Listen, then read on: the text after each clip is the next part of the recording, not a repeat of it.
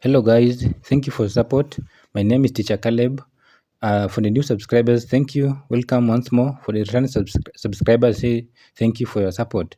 Okay, today I want to learn. We want to learn about chemistry, and our topic will be ionic bonding. We want to know how ionic bonding are being formed. So, on our starter activity, here is our starter activity for you. Take 30 seconds and answer anything that you know about chlorine and anything that you know about sodium. Just write anything on your worksheet, anything that you know about sodium and chlorine. All right, our time is counting now.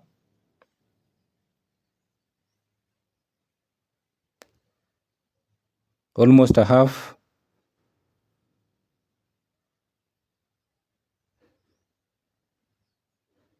Yes. I hope you are done. You are done writing anything that you know about sodium, anything that you know about chlorine. Mostly, maybe you can write in a Venn diagram. Now, here is my summary points for you. Sodium here, you say that sodium is a metal, and also sodium is a solid. Apart from being a solid, you can also say that sodium is group 1 element, and also electron configuration of sodium is 281. Then you come to chlorine. Chlorine is a non-metal, and also chlorine is a gas. Chlorine is a group 7 element. Electron configuration of chlorine is 287. And again, they have a common thing that they share. Both of them are elements in the periodic table, because chlorine is an element and sodium is also an element. So all of them are elements in the periodic table. I hope you wrote that one down. All right. Now here we say that this is a type of bond between a metal and a non-metal. Ionic bond is a type of bond between a metal and a non-metal. Now here on the red side of the periodic table, we're able to see all these are metals. Then when you look at on the other side of the periodic table, we're able to see that the light green elements, all of them are non-metal. So we are saying that ionic bonding is the type of bond that happens between a metal and a non-metal.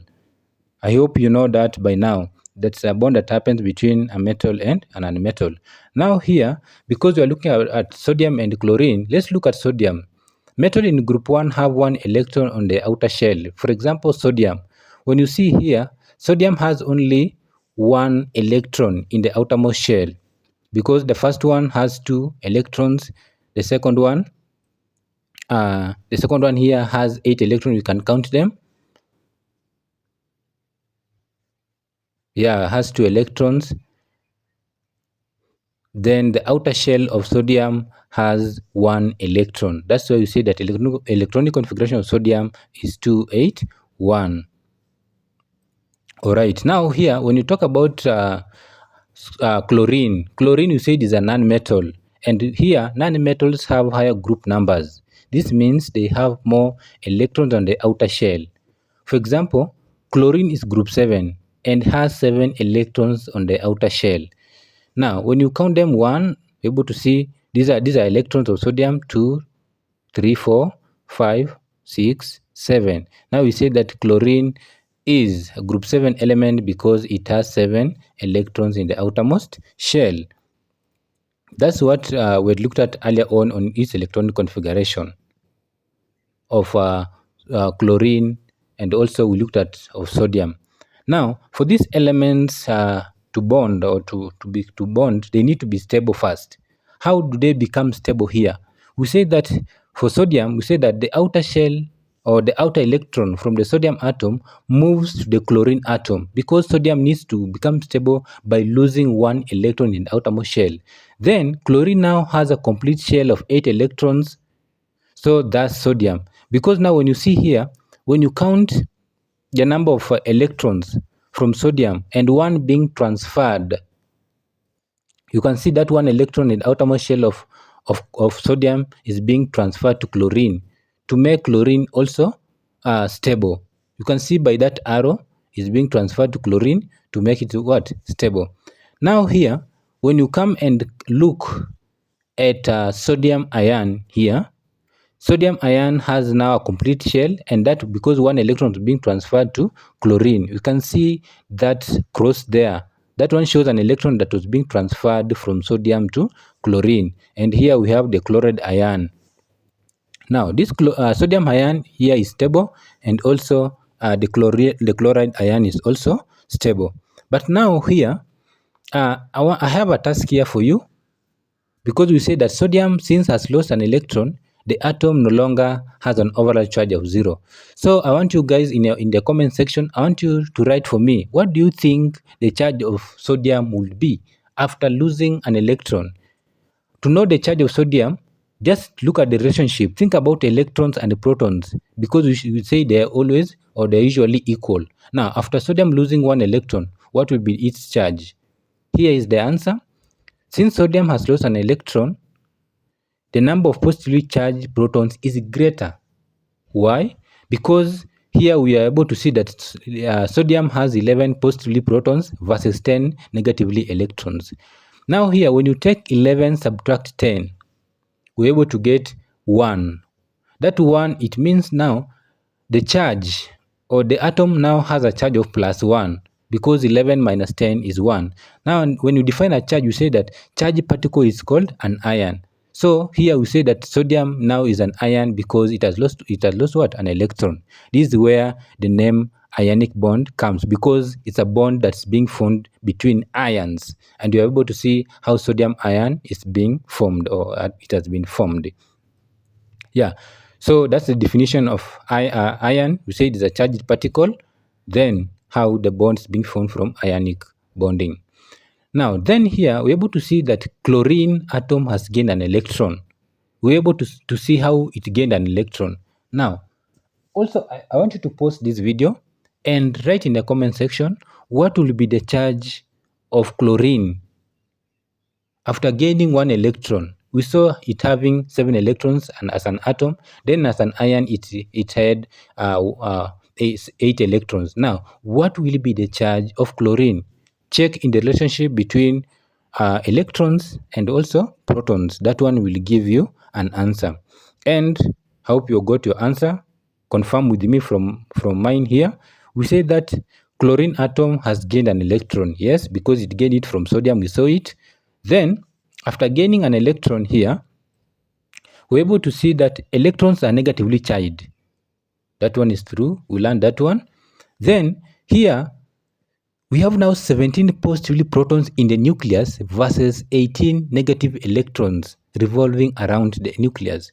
Now here, when you want to get the charge of the ion, we take now 17 subtract 18, because we say that electrons are negatively charged. Now, 17 subtract 18, what will you get? Good, you get -1. So chlorine is now -1, and you say that chlorine has a charge of -1. And it's also an ion, because you say that an ion is a charged particle where it's being formed when an element gains or loses what? An electron. All right.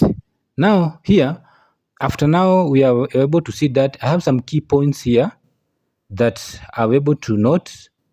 The first one is the definition of ionic bonding. And here we're able to see that ionic bonding here is the strong electrostatic force between positively charged metal and a nonmetal. Electrostatic force. Electrostatic force, it has been formed from the ions, from the positively charged ions and negatively charged ions. When negatively charged ions and positively charged ions will come together or bond, we call that one, they form an electrostatic force. So it's an electrostatic force that holds between a metal and a nonmetal. Then the same case here, we're able to see sodium being a metal, losing an electron, then chlorine being an nonmetal, gaining an electron, forming a negative charge. Then a negative charge there, or positive charge, we call them an ion, where we say that ions are charged particles formed when atom gains or loses an electron. Then the one that loses an electron, we call it a cation. And here sodium is a cation, because you say that cations are positively charged ions. Cations are positively charged ions. Then anions are negatively charged ions. So chlorine here is a negatively charged ion. We call it an ion. So in short, you can say that uh, ionic bonding is a bond formed between a cation and an ion. Good. Now, here I have a very quick assessment for you here. Complete this assessment sheet to show your understanding of today's lesson. And it will be my joy if you put your answer in the comment section. The first question says that ionic bonding is between, so you circle. The first one says a metal, non-metal, metal. The first one says a metal and a metal, metal and non-metal. Then the last one, non-metal and a non-metal. Put your answers in the comment section, guys, for the review. Then the second one here, it says an ion is. What's an ion?